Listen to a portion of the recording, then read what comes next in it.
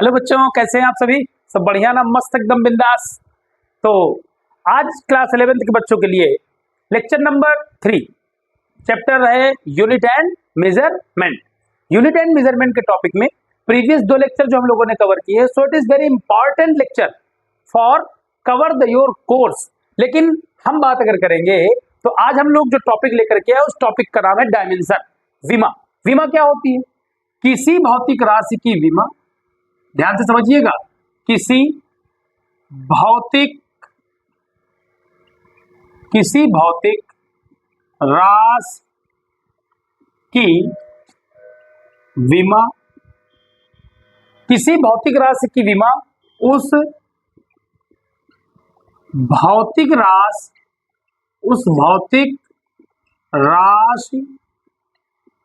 को व्यक्त करने के लिए, उस भौतिक राशि को व्यक्त, किसी भौतिक राशि की विमा उस भौतिक राशि को व्यक्त करने के लिए, उस भौतिक राशि को व्यक्त करने के लिए मूल राशियों पर लगाई गई घातें होती हैं। मूल राशियों पर लगाई गई घातें होती हैं। क्या बताया गया? विमा क्या है कि किसी भौतिक राशि की विमा, जो विमा है उस भौतिक राशि को व्यक्त करने के लिए मूल राशियों पर लगाई गई घातें होती हैं। मूल राशियों पर लगाई गई घातें हैं क्या? विमा। समझिएगा बच्चों, ध्यान से इस बात को समझ लीजिए। किसी भौतिक राशि की विमा उस राशि को व्यक्त करने के लिए मूल राशियों पर लगाई गई घातें हैं। देखिए, मूल राशियां कौन कौन सी होती हैं? मूल राशियां और इनके मात्रकों को हम लोग मूल मात्रक कहते हैं। इनके मात्रकों को हम लोग क्या कहते हैं? मूल मात्रक कहते हैं। और बगल में लिखेंगे इनकी विमाएं। तो सबसे पहली मूल राशि कौन सी है? लंबाई। इसका मात्रक सब में एसआई मात्रक लिखा जा रहा है, मीटर। और इसकी जो विमा होती है कैपिटल एल। ठीक। दूसरी भौतिक राशि लंबाई, उसके बाद समय का मात्रक क्या होता है? सेकेंड। ठीक। और इसकी विमा क्या हो जाएगी आपकी? टी। इसी प्रकार अगला द्रव्यमान। इसका मात्रक आपका होगा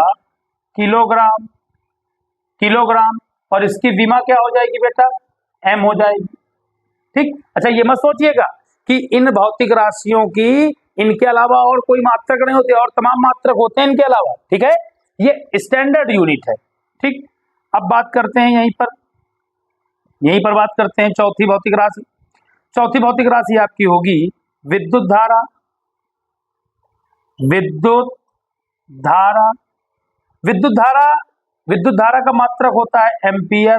विद्युत धारा का मात्रक क्या होता है? एम्पियर। इसकी विमा क्या हो जाएगी आपकी? ए। पांचवा ताप का मात्रक क्या होता है? केल्विन। इसकी विमा आपकी क्या हो जाएगी? इसकी विमा आपकी होगी थीटा। ठीक। छठवीं भौतिक राशि होगी आपकी ज्योति तीव्रता। क्या होगी? ज्योति तीव्रता। इसका मात्रक कैंडेला। और इसकी विमा सीडी लिखी है, कहीं कहीं पर सी भी लिखा रहता है, सीडी लिख लीजिए, कोई दिक्कत नहीं।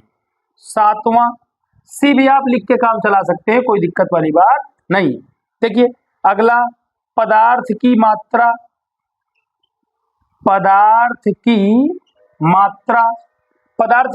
का मात्रक क्या होता है बेटा?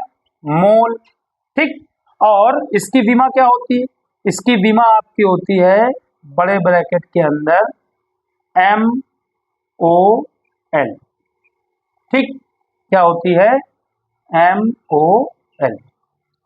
तो प्यारे बच्चों, आप इस बात को समझिए, आप इस बात को समझिए कि जो आपके सामने विमा की परिभाषा लिखी हुई, क्या लिखी हुई, किसी भौतिक राशि की विमा उस भौतिक राशि को व्यक्त करने के लिए मूल राशियों पर लगाई गई घातें होती है।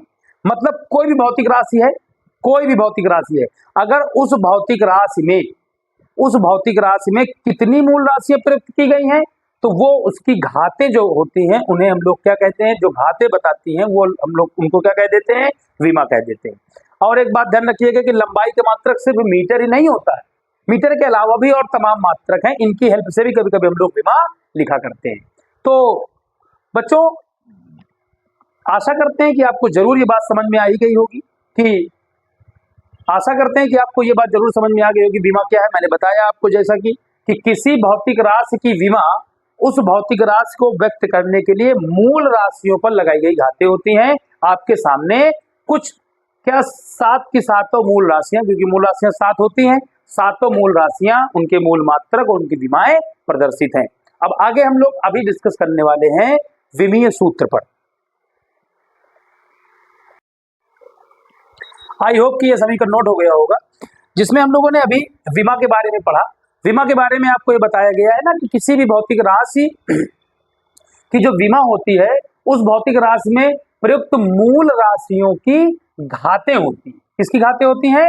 मूल राशियों की घातें होती हैं। तो जिसमें कि हमने मूल राशियां भी देखी, उनके मात्रक भी देख लिए और साथ में विमा भी देख लिया। अब हम लोग बात करने वाले हैं विमीय सूत्र का। किसकी बात करने वाले हैं? विमीय सूत्र की बात करेंगे। तो बात हम लोग करने जा रहे हैं विमीय सूत्र। विमीय सूत्र क्या होता है, इसको जरा हम ध्यान से समझेंगे। मतलब विमीय सूत्र किसी भौतिक राशि, विमीय सूत्र क्या है, ध्यान से समझेंगे इसको।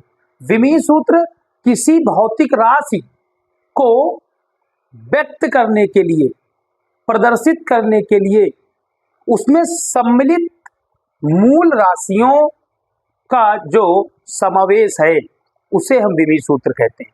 मतलब देखिए, विमीय सूत्र वह व्यंजक है, ध्यान से समझे, विमीय सूत्र वह व्यंजक है, विमीय सूत्र वह व्यंजक है जो किसी भौतिक राशि में, जो किसी भौतिक राशि में सम्मिलित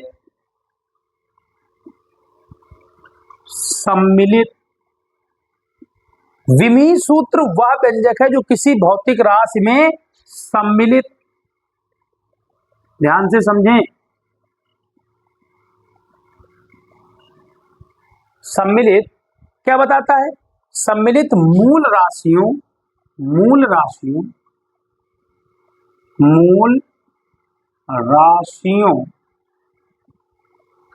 को व्यक्त करता है। क्या है विमीय सूत्र? विमीय सूत्र वह व्यंजक है जो किसी भौतिक राशि में सम्मिलित मूल राशियों को क्या करता है? व्यक्त करता है। ठीक है, तो इस बात को आप समझें कि विमीय सूत्र क्या है। विमीय सूत्र वह व्यंजक है जो किसी भौतिक राशि में सम्मिलित मूल राशियों को प्रदर्शित करता है या व्यक्त करता है। जैसे मैंने लिखा आपके सामने समय, तो समय के लिए हम लोग क्या लिखेंगे? देखिए, जैसे हमने लिखा कि द्रव्यमान की विमा क्या होती है? m, द्रव्यमान, तो हमें लिखना किसकी? समय की। तो अगर द्रव्यमान की नहीं है तो क्या लिखेंगे? 0।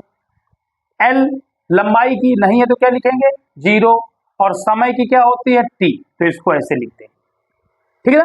जैसे मान लीजिए हमको द्रव्यमान की विमा लिखनी हो, किसकी विमा लिखनी हो? द्रव्यमान की विमा लिखनी हो। तो द्रव्यमान की अगर विमा लिखनी है तो सबसे पहले हमको क्या लिखना होगा? m, इसी क्रम में लिखना है हमेशा विमा, m, l, t, a, इसके क्रम में लिखना है m, और फिर क्या लिखेंगे? l की पावर 0, क्योंकि द्रव्यमान की लिख रहे हैं।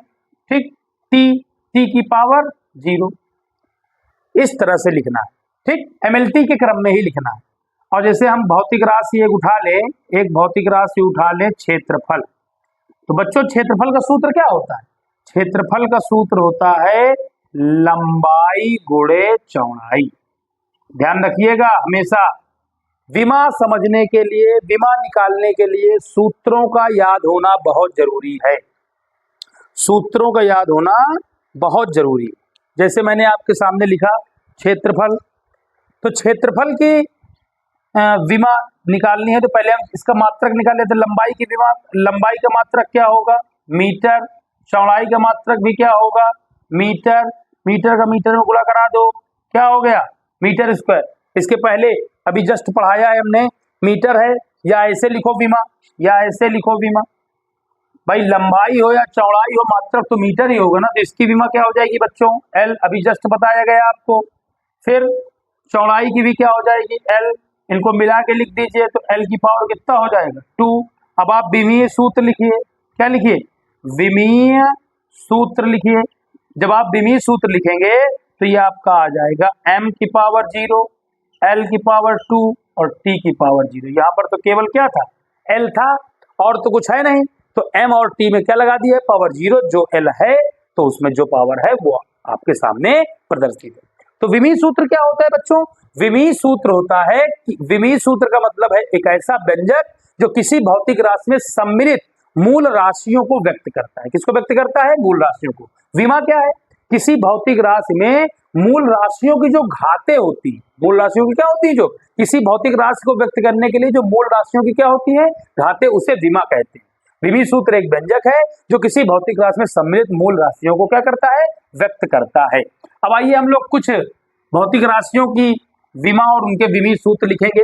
याद रहे कि विमा समझने और जानने के लिए हमको कहीं ना कहीं सूत्रों का ज्ञान बहुत जरूरी है। जैसे मान लीजिए आयतन की विमा निकालना है, आयतन, ठीक, तो पहले भाई आयतन का सूत्र क्या होता है? आयतन का सूत्र होता है लंबाई गुणे चौड़ाई और गुणे ऊंचाई। अब देखिए पहले इसका हम मात्रक निकाल लें। पहले क्या निकालेंगे? मात्रक। तो लंबाई का मात्रक क्या होगा बच्चों? मीटर। चौड़ाई का मात्रक क्या होगा बच्चों? मीटर। ऊंचाई का मात्रक क्या होगा बच्चों? मीटर। तो मीटर मीटर मीटर 3 बार, तो मीटर की घात कितने हो जाएगी बेटा? 3। ठीक है।